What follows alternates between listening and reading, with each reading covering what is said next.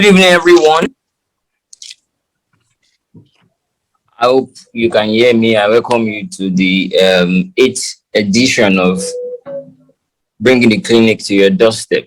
Yeah, thank you very much. First and foremost, I must commend the efforts of the organizer of this program because preventive medicine is something that we don't pay much attention to in this part of the world.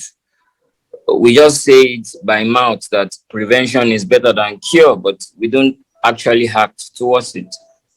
We wait until we have these medical conditions until we begin to work on them, which is actually very bad. Meanwhile, preventive medicine is cheaper than the curative.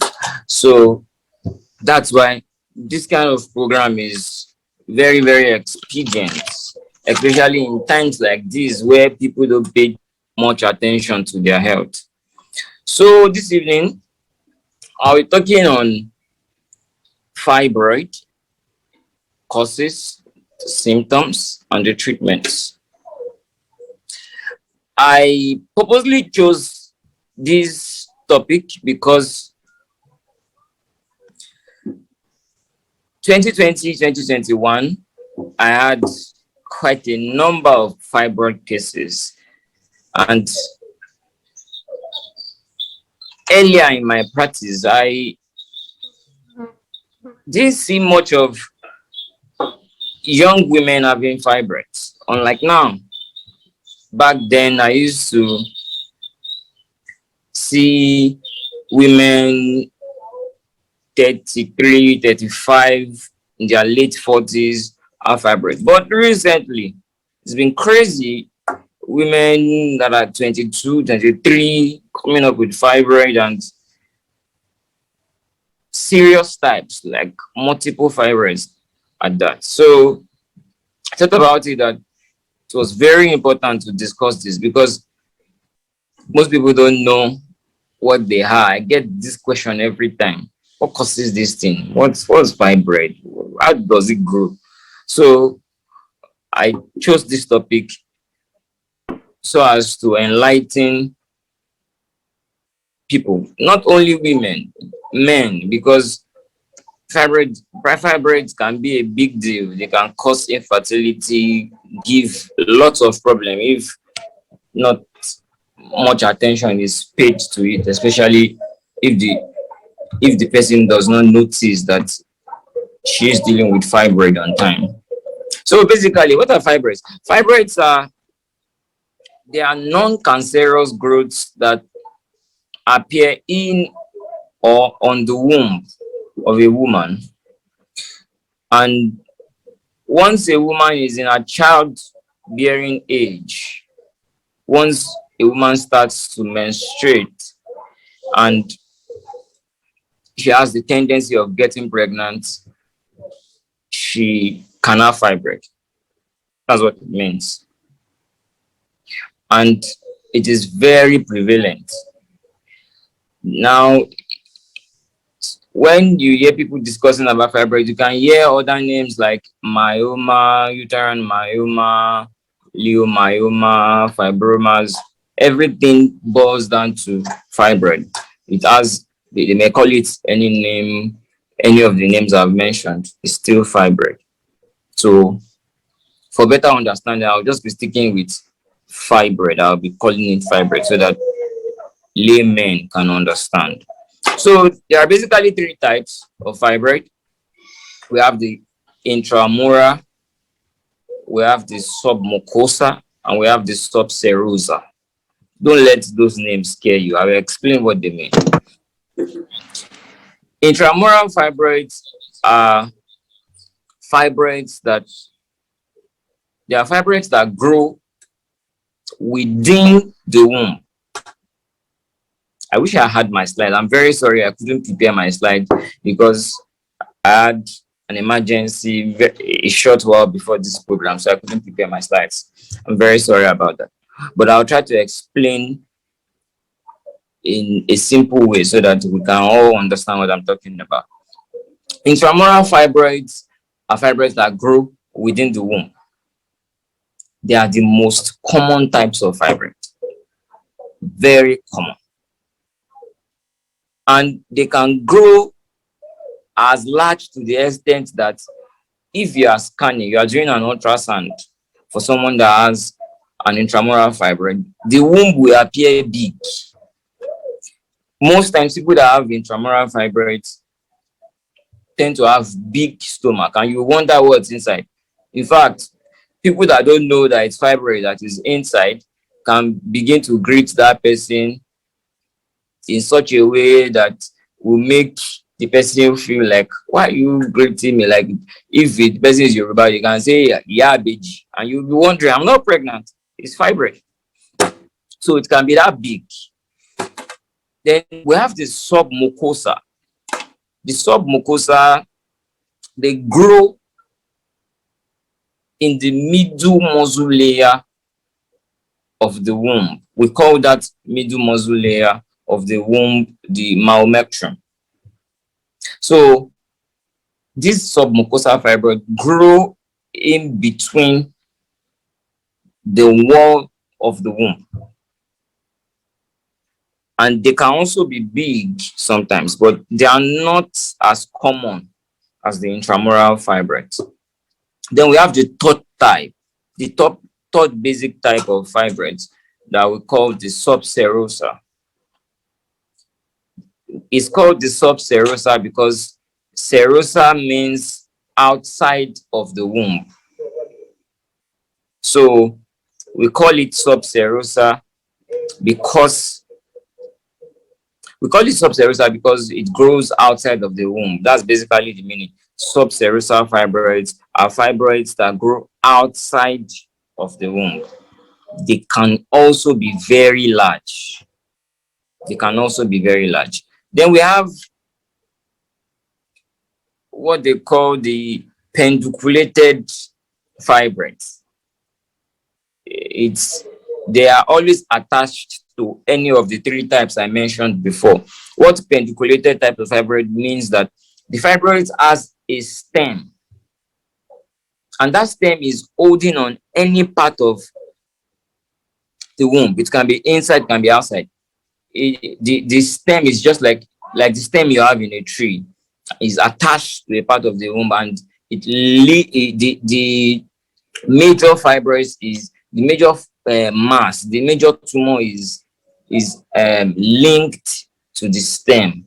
So the stem is just like a holder. It connects that that mass of tumor to the part of the womb that the fibroid is hanging on.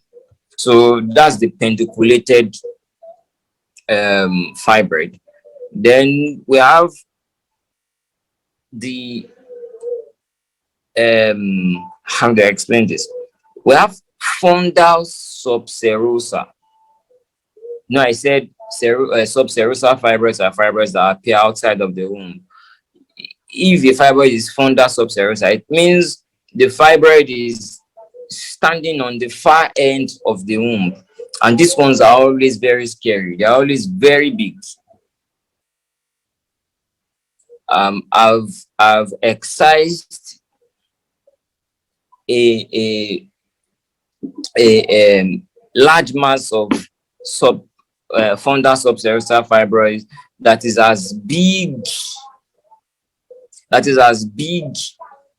as a ball. I wish I had my slide. I would have shown you images of such heavy mass of fibroids that I've taken out in a surgery before. So that's just the basic on the types of fibroids. Let me not bore you with all these big medical terms and not sound boring. So how do you know you have a fibroid? What are the symptoms of fibroid? The symptoms are not far-fetched. Number one, you experience heavy bleeding during your period or in between your period. Heavy bleeding. And the heavy bleeding is always associated with blood clots that are big, they are thick. when those clots come out, you feel like they are mixed. They are always very big. If you have such heavy periods, then you might be dealing with fibroid. Number two, number two, you can have menstruation that lasts longer than usual. If your normal menstruation lasts 3 days, 4 days, and you start noticing that your menstruation is lasting longer than that, 7 days.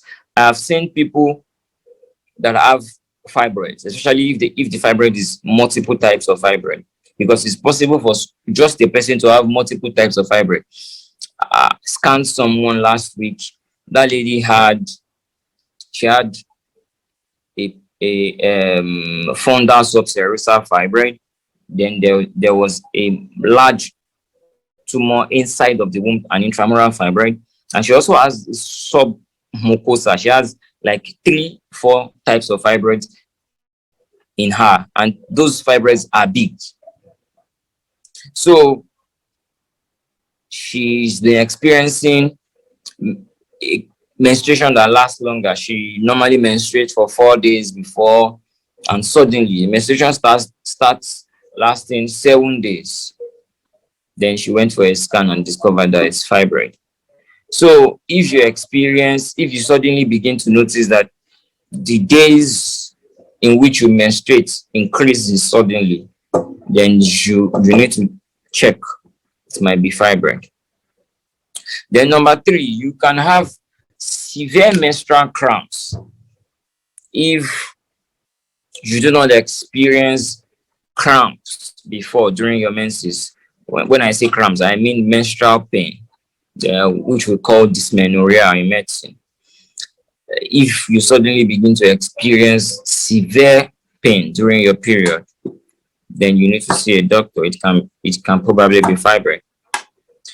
Then if you experience unusual pain during sexual intercourse, um, that's something we call dyspareunia in medicine.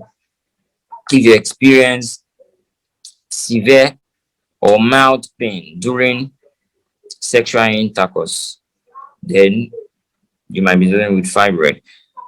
Also, fibroids are also associated with increased urination. You discover that people that have fibroids, they urinate more. You go to the convenience now to ease yourself, and after a few minutes you are pressed again. It can probably be fibroid also. Then you can experience swelling or enlargement of the abdomen. So people with very big stomachs, and you wonder if the person is pregnant sometimes, and some people carry that for years, and you wonder what is inside the stomach. Sometimes it is fibroid. So those are the basic symptoms that you can experience if you have fibroid. Now, symptoms in fibroid may depend on three things: the location, the size, and the number of fibroids we are dealing with. Because people have multiple number of fibroids. There are people that have up to 3 different tumors growing in certain parts of their womb or outside their womb. So it depends on the type of fibroids. For example, people that have submucosal fibroids can have heavy bleeding. Submucosal fibroid is it is very common for people that have submucosal fibroids to experience heavy bleeding. So if you present with any of these symptoms and you have noticed over months that these symptoms keep coming, maybe you have heavy bleeding, your stomach is suddenly becoming big, you are urinating more frequently than before, or you're having dysmenorrhea, which is menstrual cramp, or you're having dyspareunia, which is painful sex, then you should see a doctor so that the doctor can carry out a pelvic exam. That is a physical examination where the doctor checks your abdomen physically, or you go for um, an ultrasound. It can either be an abdominopelvic ultrasound or a transvaginal ultrasound. In a transvaginal ultrasound, doctor inserts something like a bulb into your vagina, and they check with the machine what is happening therein to show everything that is happening from your vagina projecting into your womb and everything. So you should see a doctor if you present with any of these symptoms. Now, let's go deeper. I get this I get this question every time. I get this question every time. People asking me anytime I post pictures of the mass that we excise from people that have fibroids. They ask me, what causes this thing? Does this thing just grow? And the common answer I give that there is no known cause. There is no known cause for fibroid. It's just like a natural phenomenon. Like there is no known cause that is scientifically proven that this is what causes fibroid. Unlike health condition like malaria, where you know that if a female anopheles mosquito bites you and passes a certain organism into your bloodstream, you have malaria. But for fibroid, there is no known cause. But we have things we call risk factors that if you you experience if you experience certain of these things I'm about to mention, there is high probability that you would come down with fibroid. Number one is hormones. There are two hormones that the body of a woman secretes monthly immediately she starts menstruating. And these hormones are estrogen and progesterone. They are the hormones responsible for preparing your body to get pregnant.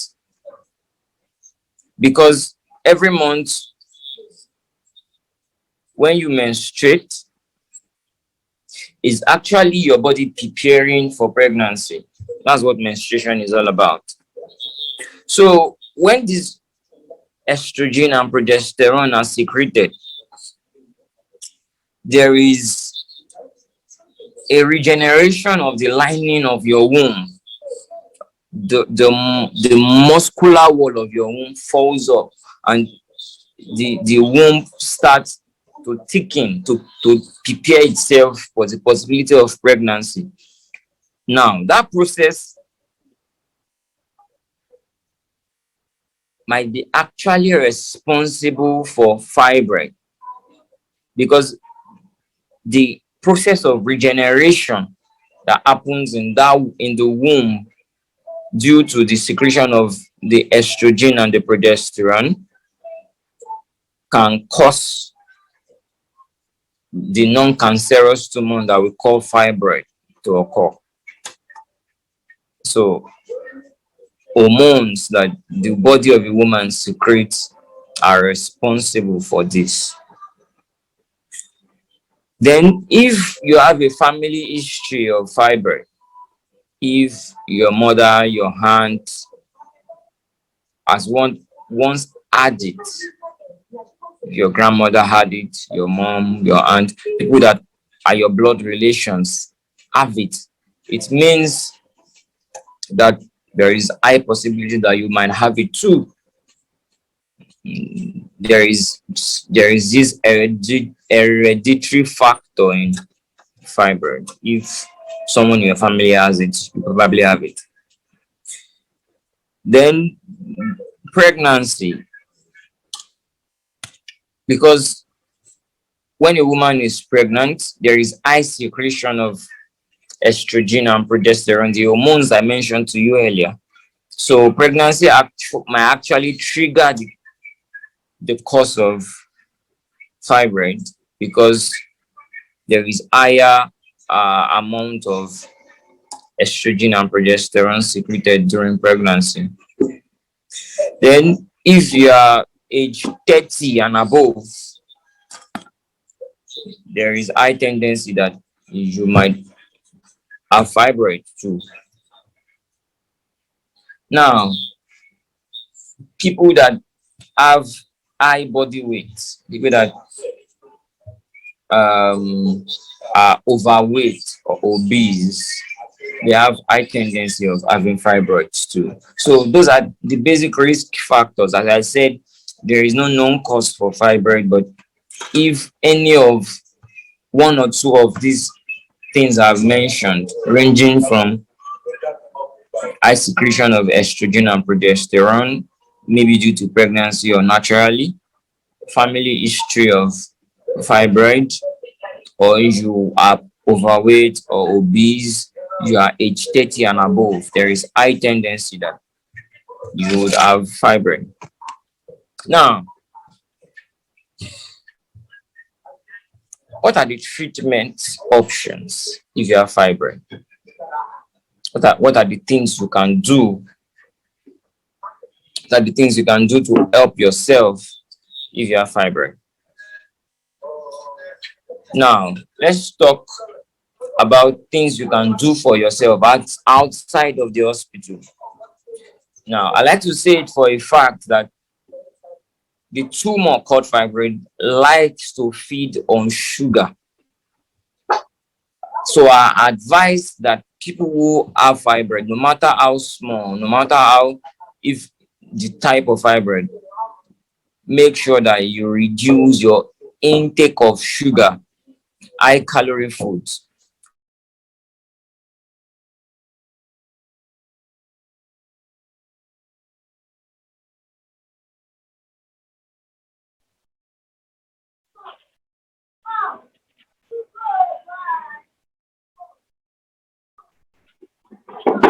What are calories? Calories, basically, when we talk calories in food now, because there are different definitions of calories in science. But when we are talking calories,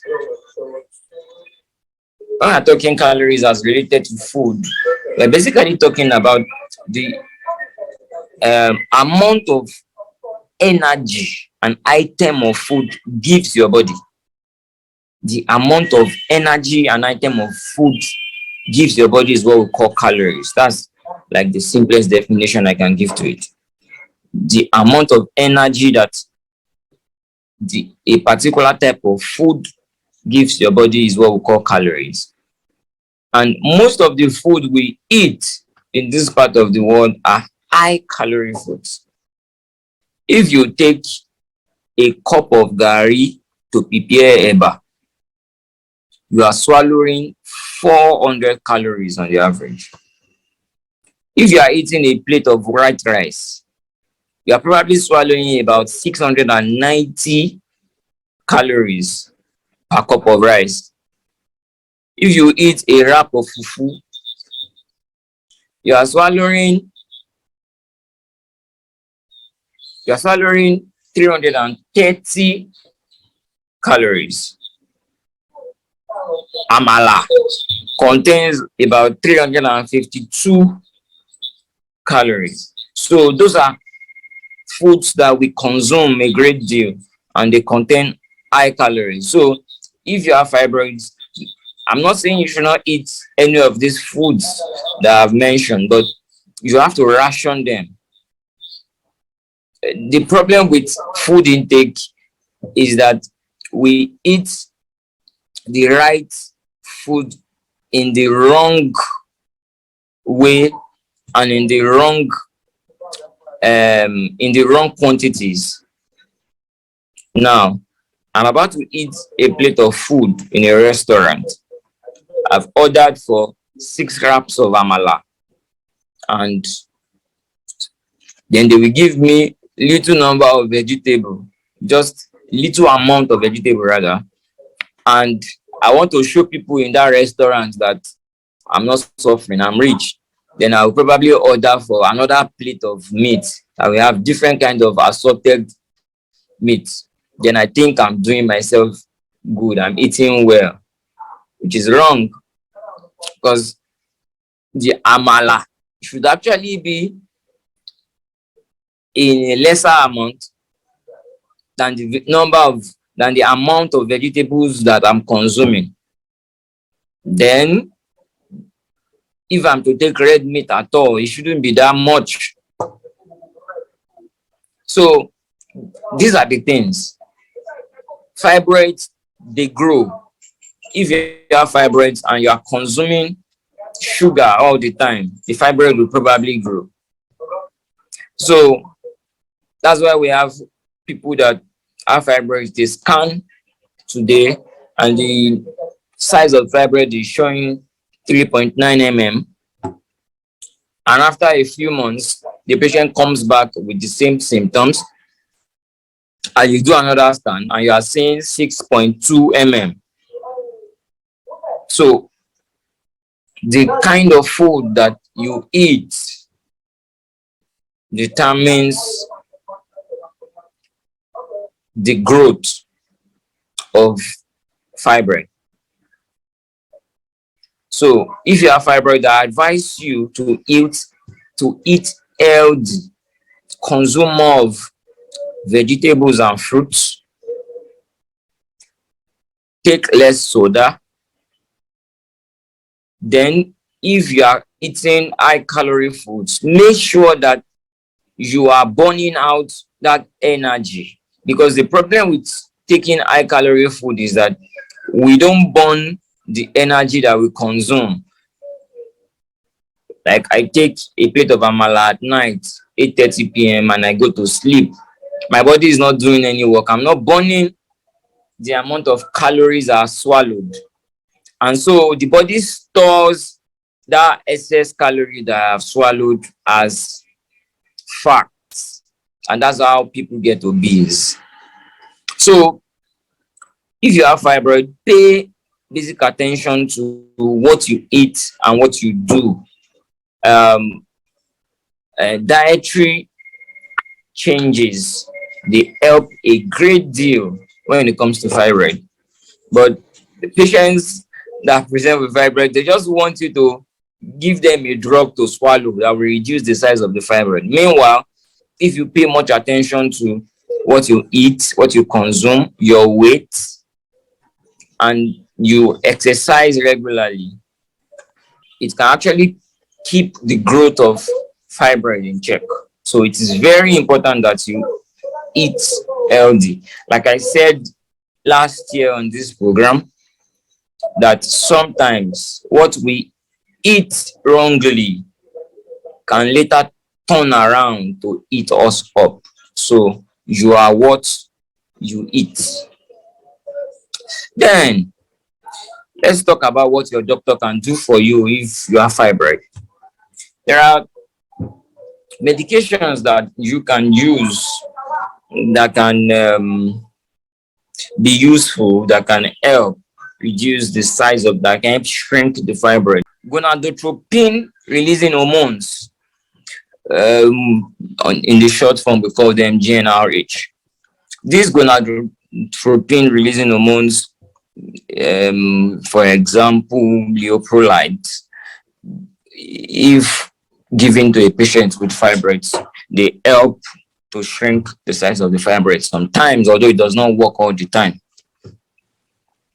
Then the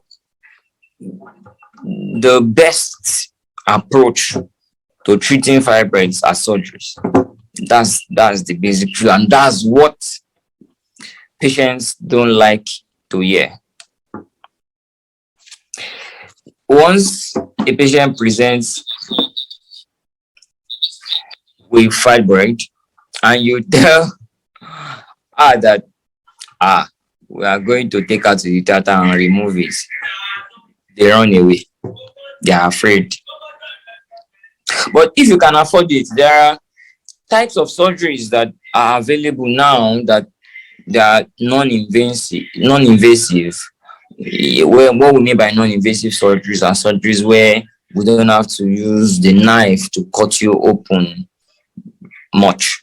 So there are laparoscopic surgeries that can help. For example, we have the FUS, the force ultrasound surgery, where they place you in like a MRI machine, and the machine sends like sound waves to where the fibroid tumor, where the fibroid tumor is, and tries to damage the tumor. But I don't think that we have such surgeries yet in Nigeria, but it's available in other parts of the world. Then we have endometrial ablation, where they insert a special kind of instrument into the womb um, to pass something like an extreme heat or like electric current to destroy the fibroid. Then there is uterine ablation. Okay, no, there is endometrial ablation, like I said last time, and there is uterine artery embolization. In uterine artery embolization, we try to stop blood supply to where the tumor is, and if blood is not getting to where the tumor is, it might shrink and not increase in size. But the best approach yet is just to remove it, especially if you are trying to get pregnant, because fibroids can cause infertility problems, especially if the fibroid is very is inside the womb or standing in a position very close to the womb, and is shrinking the entrance of the womb. It can prevent pregnancy.